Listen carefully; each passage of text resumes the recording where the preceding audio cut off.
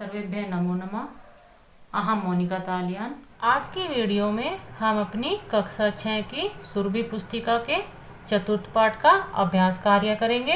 यह पाठ मैं आपका इससे पहली वीडियो में करा चुकी हूँ। आप अपने इस पाठ का अभ्यास कार्य करने से पहले वह वीडियो जरूर देख लीजिए, क्योंकि जब तक आपको अपने पाठ की जानकारी नहीं होगी तब तक आप अपने अभ्यास कार्य में आए हुए प्रश्नों के उत्तर भी सही प्रकार नहीं दे सकते हैं।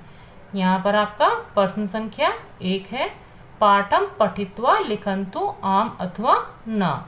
पाठ को पढ़कर लिखिए। आम का अर्थ होता है आपका हाँ अथवा ना का अर्थ होता है नहीं।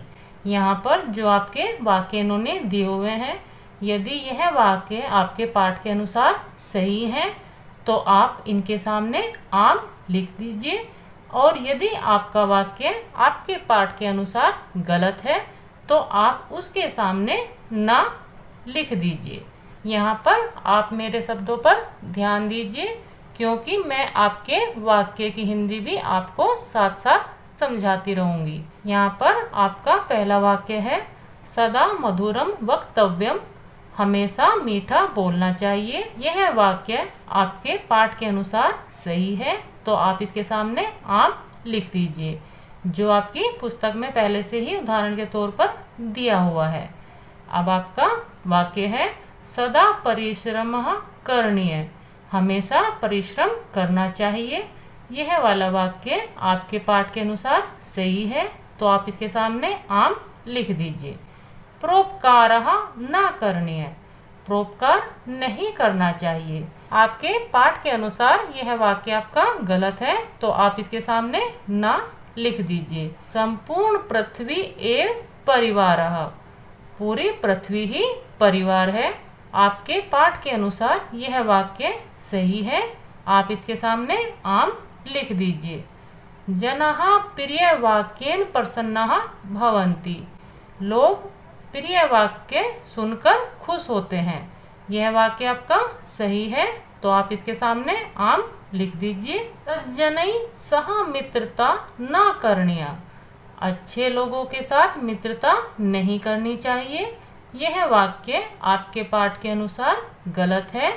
आपके पाठ में कहा गया है कि अच्छे लोगों के साथ मित्रता करनी चाहिए, तो आप अपने वाक्य के सामने ना लिख दीजिए। इस प्रकार आप अपने पाठ को पढ़ने के बाद इन वाले वाक्यों को और भी आसानी से कर सकते हैं। प्रश्न संख्या 2 है आपकी, मंजूषायाम प्रदत्त पदै रिक्त स्थानानि पूरयन्तु। यह जो आपकी मंजूषा दी हुई है और इसमें आपके पद दिए हुए हैं, उनसे आपको अपने इन वाले वाक्यों में रिक्त स्थानों की पूर्ति करनी है। यह कार्य मैंने आपका पहले ही किया हुआ है, क्योंकि यदि यह कार्य हम साथ में करते तो आपकी वीडियो बहुत ज़्यादा लंबी हो सकती थी। तो आप अपने इस प्रश्न को केवल समझ लीजिए। इस वाले प्रश्न को समझने के बाद अपने वाक्यों की पूर्ति आप स्वयं भी कर सकते हैं।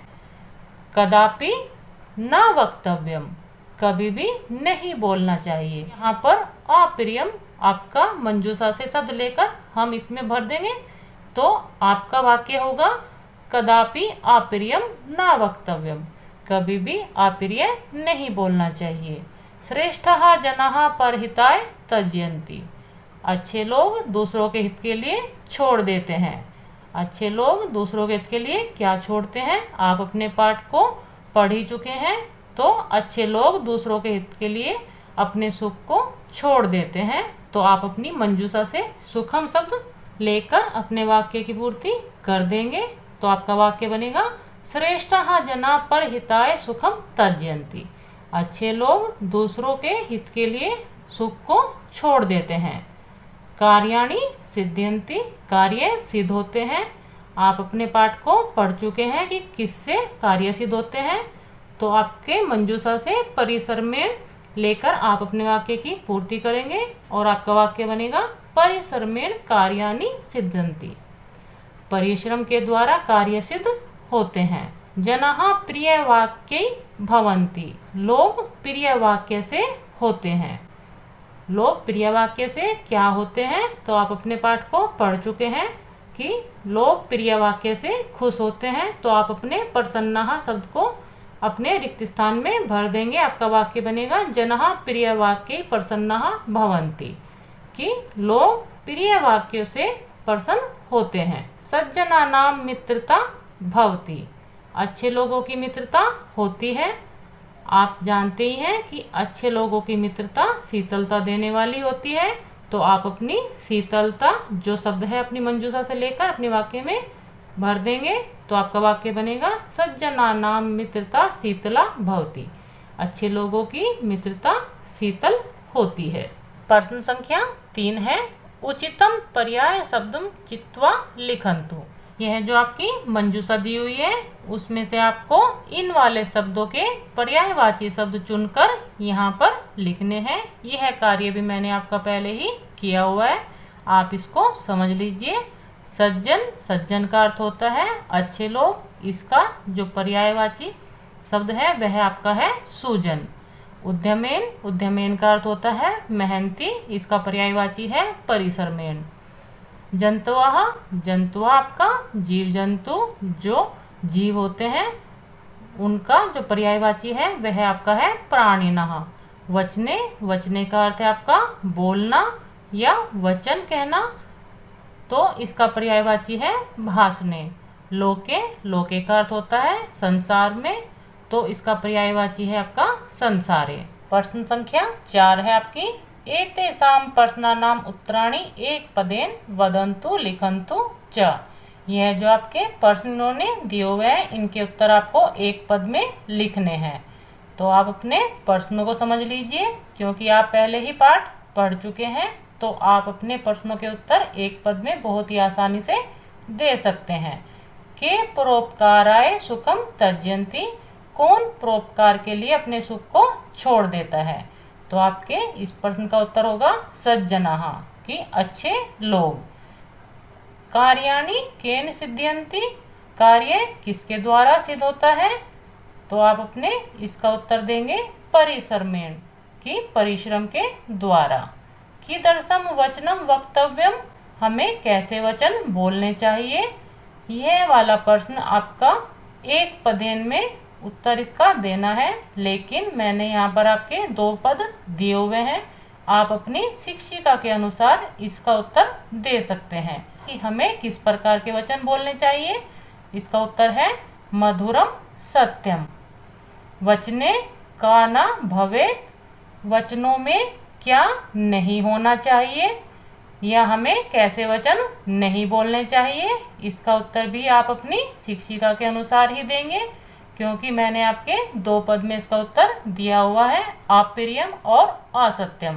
का शीतला भवति, कौन शीतल होती है। तो आपके इस वाले प्रश्न का उत्तर होगा साधु संगति। प्रश्न संख्या 5 है आपकी, एतेषां प्रश्नानां उत्तराणि पूर्ण वाक्येन वदन्तु लिखन्तु च। यह जो आपके प्रश्न यहाँ पर लिखे हुए हैं इन सभी के उत्तर आपको पूर्ण वाक्य में देने हैं। पूर्ण वाक्य में उत्तर देने का नियम आप जानते ही हैं कि जो आपका प्रश्नवाचक शब्द होता है उसके स्थान पर आप अपना उत्तर लिखते हैं।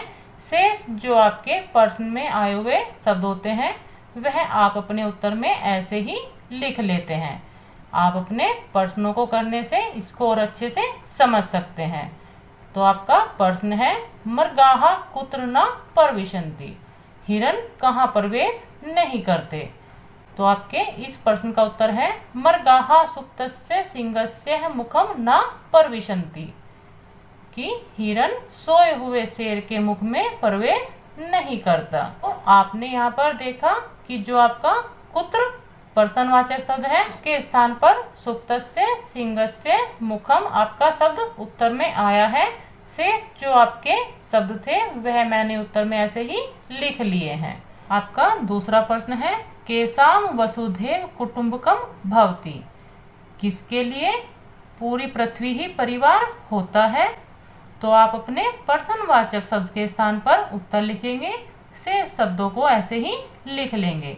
आप अपने केसाम शब्द के स्थान पर उदार चरिता नाम इसका उत्तर लिखेंगे, शेष शब्दों को आप ऐसे ही अपने उत्तर में लिख लेंगे।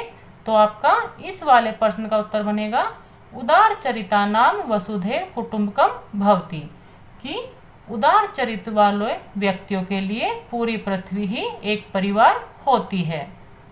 आपका अगला प्रश्न है प्रिय वाक्य प्रदानेन के तुष्यन्ति, प्रिय वाक्य बोलने से कौन संतुष्ट होता है। आपके इस वाले प्रश्न का उत्तर होगा प्रिय वाक्य प्रदानेन सर्वे जंतुआ तुष्यन्ति, प्रिय वाक्य बोलने से सभी जीव प्रसन्न होते हैं। सज्जनाः सदा कीदृशं वदन्ति, अच्छे लोग हमेशा कैसे वचन बोलते हैं। इस वाले प्रश्न का उत्तर होगा सज्जनाः सदा सत्यम मधुरम च वदन्ति, अच्छे लोग हमेशा सत्य और मीठा बोलते हैं। आपका अगला प्रश्न है लोके चंदनात् अपि शीतलम किम, संसार में चंदन से भी शीतलता लिए हुए कौन है, या संसार में चंदन से भी शीतल क्या है। तो आपके इस वाले प्रश्न का उत्तर होगा लोके चंदनात् अपि शीतलम चंद्रमा, कि संसार में चंदन से भी शीतल चंद्रमा है। इस प्रकार आप अपने पूर्ण वाक्यन वाले प्रश्नों के उत्तर बहुत ही आसानी से दे सकते हैं। प्रश्न संख्या 6 आपकी स्थूल पदानाम स्थानेषु कोष्ठकात् उचितम पदम चित्वा प्रश्न वाक्यानि लिखन्तु वदन्तु च। यहाँ पर जो आपके स्थूल पद कहने से अर्थ है जो ये आपके मोटे मोटे शब्द आपको दिखाई दे रहे हैं, उनके स्थान पर आपको अपने कोष्ठ से सही पद चुनकर यहाँ पर लिखते हुए अपने वाक्य का प्रश्न वाक्य बनाना है। यहाँ पर आप अपना वाक्य देख लीजिए। मृगाः सिंहस्य मुखे न प्रविशन्ति। जब आप अपने प्रश्नवाचक शब्दों को चुनते हैं या अपने वाक्यों को प्रश्नवाचक वाक्य बनाते हैं तो आपको अपना नियम याद ही होना चाहिए कि जिस वचन जिस विभक्ति का आपका पद होगा उसी वचन उसी विभक्ति का आपका प्रश्नवाचक वाला पद होगा। तो आप अपने इसी नियम से इन वाले प्रश्नों को बहुत ही आसानी से कर सकते हैं। इसके लिए आपको अपने किम सर्वनाम वाले शब्द रूप याद होने चाहिए तीनों ही लिंगों में, और जो आपके प्रश्नवाचक शब्द अव्यय के रूप में होते हैं वह भी आपको याद होने चाहिए। इसकी वीडियो मैं आपकी पहले ही बना चुकी हूँ। यदि आपने अब तक वह वीडियो नहीं देखी तो आप उसको एक बार देख लीजिए, जिससे आप अपने प्रश्नवाचक जो वाक्य हैं इनको बहुत ही आसानी से कर सकते हैं।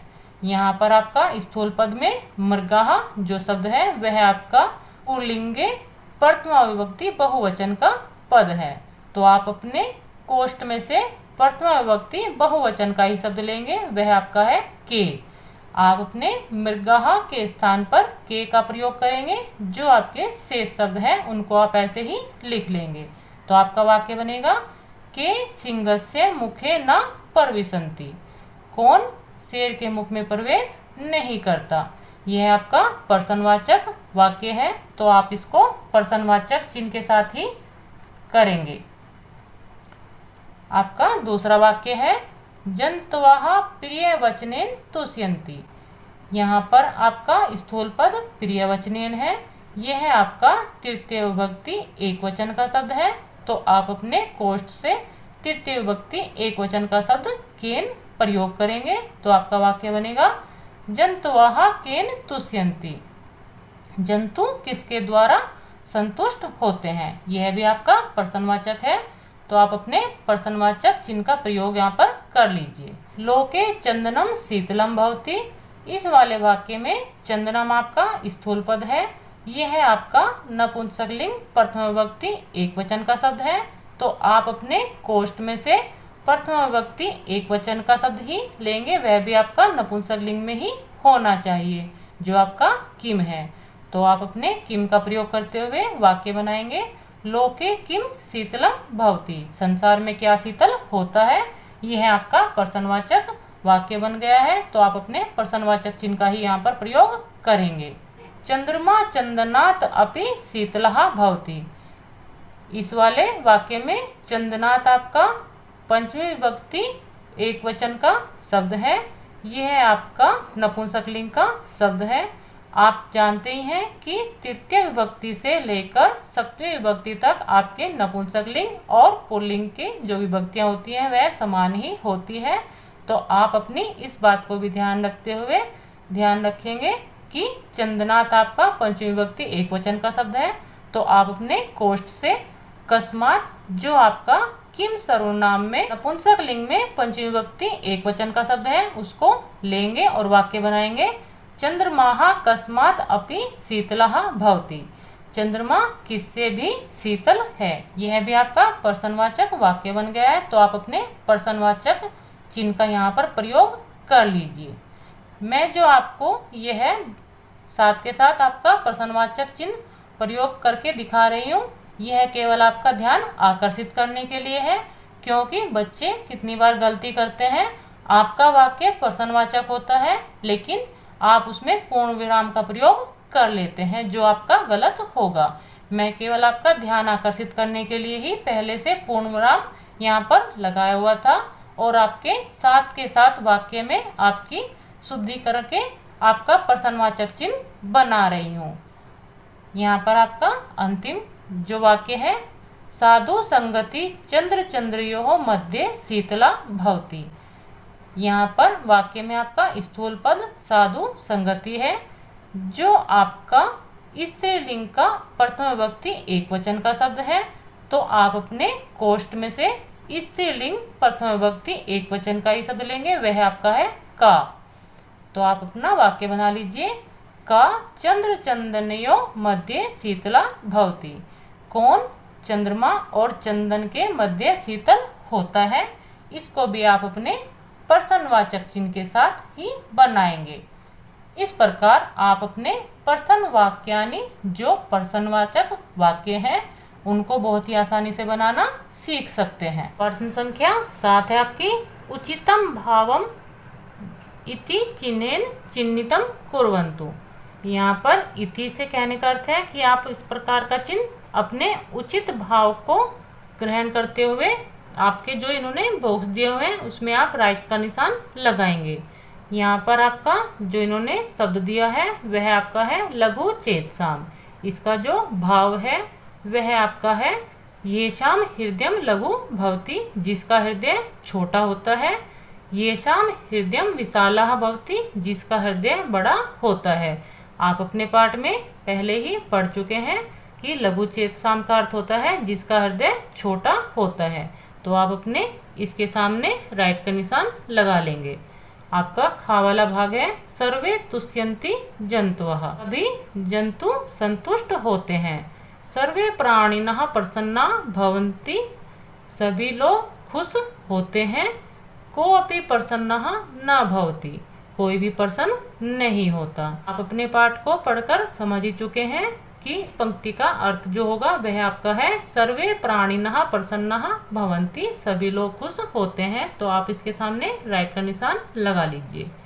शीतला साधु संगति, अच्छे लोगों की संगति शीतल होती है। तो आपका भाव वाला जो वाक्य रहेगा वह आपका है सज्जनानाम संगति ही शीतलम यच्छति, अच्छे लोगों की जो संगति है वह शीतलता देती है। सज्जनानाम संगति सुखम यच्छति, अच्छे लोगों की संगति सुख देती है। आपके पाठ के अनुसार इस वाले वाक्य का जो भाव है वह आपका है सज्जनानाम संगति शीतलम यच्छति, कि अच्छे लोगों की संगति शीतलता देती है। तो आप इसके सामने राइट का निशान लगा लीजिए। यहाँ पर आपके मूल्यांकनात्मक प्रश्न है, यह आपको स्वयं ही करने होते हैं। आप इनको केवल समझ लीजिए जिससे आप इनको अपने आप बहुत ही आसानी से कर सकें। इस श्लोकेषु युष्माभि यत् पठितम तद अनुसारम विचारयन्तु, अपने श्लोक में आपने जो पढ़ा है उनके अनुसार आपको विचार करना है।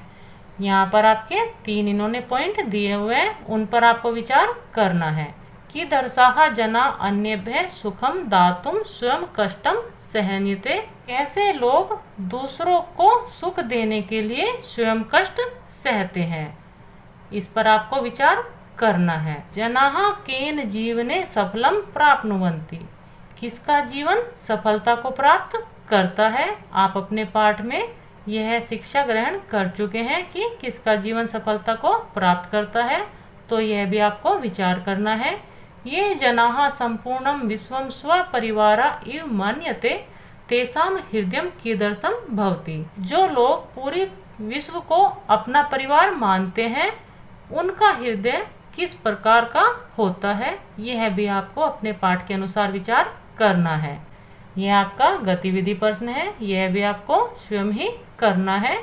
मधुरम वचनम इति विषयम अधिकृत्य पाठ्य पुस्तकात् भिन्नम किम अपि श्लोकम अन्विष्य पुस्तकायाम लिखन्तु कक्षायाम च श्रावयन्तु। जो आपके मधुर वचन वाले श्लोक आपने अपनी इस वाले पाठ में पढ़े हैं, उनसे अलग आप अपनी पुस्तक से कोई श्लोक को ढूंढकर अपनी कॉपी में लिखिए और अपनी कक्षा में भी सुनाइए। यह आपकी गतिविधि कार्य है। शेष जो आपका कार्य है, यह आपके पाठ्य पुस्तक में कराने वाला कार्य है। आप इसको अपनी पुस्तक में भी कर सकते हैं। जो आपके मूल्यांकनात्मक प्रश्न हैं, इन पर आपको स्वयं ही विचार करना है और अपने विचार आप अपनी पुस्तक में लिख सकते हैं। यहाँ पर आपके चतुर्थ पाठ का जो अभ्यास कार्य है वह पूर्ण होता है। आपकी पुस्तक में आपके हर पाठ के साथ व्याकरण वाला भाग भी दिया होता है, जो मैं आपको आपका पाठ कराने के बाद अगली वीडियो में कराती हूँ। तो मिलते हैं आपको अगली वीडियो में आपके चतुर्थ पाठ की व्याकरण के साथ। सर्वेभ्यः नमो नमः।